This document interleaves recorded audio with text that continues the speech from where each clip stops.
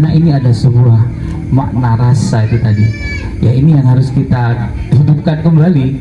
Jadi tidak kita hanya sekedar mengentertain seseorang, menghibur, tapi lebih banyak kita menuangkan sebuah rasa kita kepada mereka.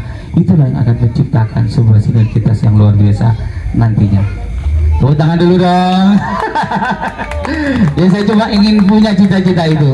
Allah akan mewujudkan kapan, tapi saya yakin, karena saya membayangkan sudah itu yang akan terjadi nanti untuk Kata Jebel Tercinta. Dan saya berharap nanti semua sektor di sini hidup, terutama pariwisata. Jadi di samping kita memberikan sebuah hiburan, tapi lebih kepada menuangkan sebuah rasa dan mengajarkan dengan tata nilai yang bagus dari seluruh bangsa kita.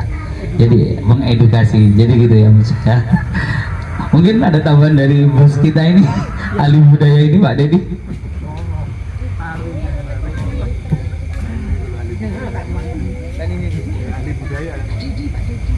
Pak Dedi dulu kayaknya ya, dari melihat dari seni budayanya. Iya Mbak, ini tadi sudah Pak, sudah memberikan.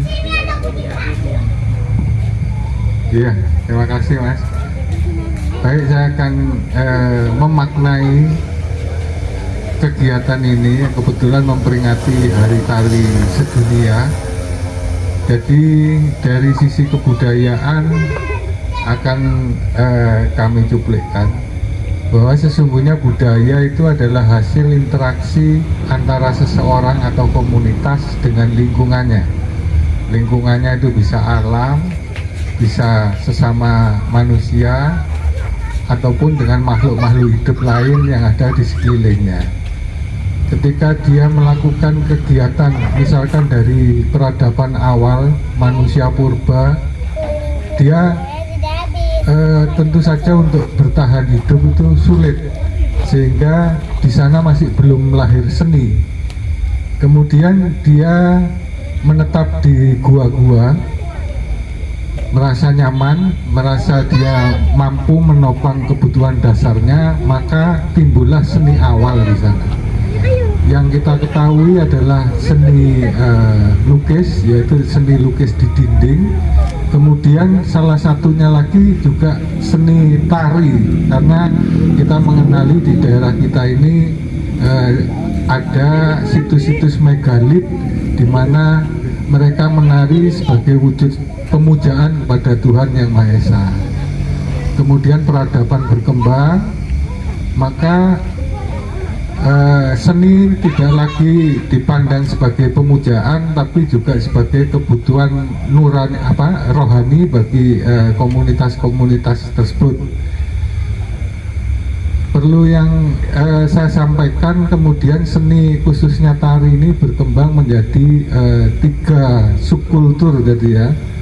Yang pertama adalah tari yang ditujukan sebagai penyembahan kepada Tuhan Yang Maha Esa, yaitu tari persembahan. Subkultur yang kedua adalah tari yang melambangkan keluhuran budi pekerti. Jadi sebuah komunitas akan merasa dirinya mempunyai peradaban tinggi apabila mampu mengekspresikan keluhuran budi pekertinya di dalam tari. Kemudian subkultur yang ketiga adalah kesenian rakyat. Kesenian rakyat itu di mana masyarakat umum mengekspresikan rasa seninya lewat tari dan menceritakan tentang kehidupannya sehari-hari. Tentu saja tari yang ada di dunia timur dengan yang ada di barat berbeda, karena kalau yang di barat kemudian berkembang menjadi modern, diantaranya adalah balet dan lain sebagainya. Sedangkan yang di timur berusaha tetap eksis pada misi awal. Banyak yang tidak menyadari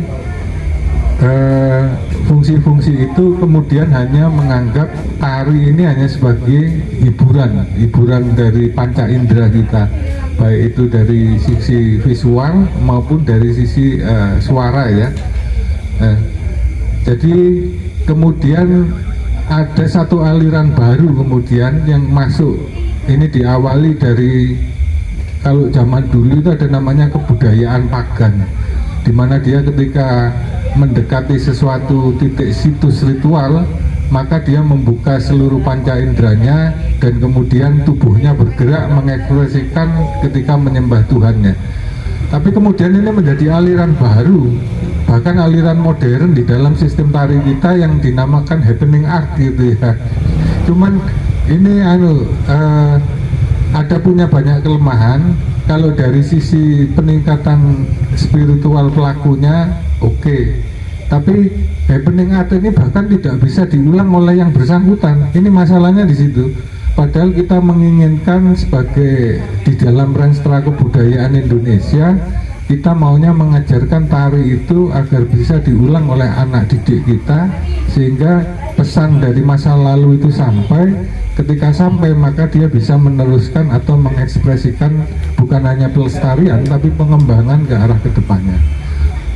Mungkin itu dulu yang bisa saya sampaikan. Jadi pesan saya kepada para pelaku seni tari yang ada di Indonesia, bahwa pemaknaan tari harus lebih dalam lagi, bahwa kegiatan itu bukan lagi hanya dari segi keindahan estetika semata, tapi harus dilakukan sebagai perwujudan peribadatan, karena ada 3 fungsi tari itu: menyembah pada Tuhannya, mengasah budi pekertinya, dan yang ketiga adalah bagaimana mengajarkan pada semesta sekelilingnya tentang suatu sejarah kehidupan atau kejadian dan jalan keluar yang bisa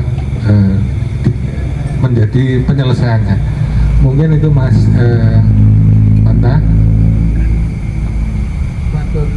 Matur nuwun sangat Pak Dedi atas penjelasannya yang begitu gamblang. Selanjutnya kayaknya ini ada anget-anget yang mau keluar dari sisi kiri kita. Sambil menunggu anget-angetnya keluar, mungkin Mas Agus dari seni musik. Musik kan belum dibahas di sini. Ini dari seni musik sama seni film. Film. Nah, saya pikir mungkin ketika mengekspresikan dari sisi musik atau seni film itu kan juga ada gerakan-gerakan tari mungkin masih. Mohon masukannya Mas. Monggo.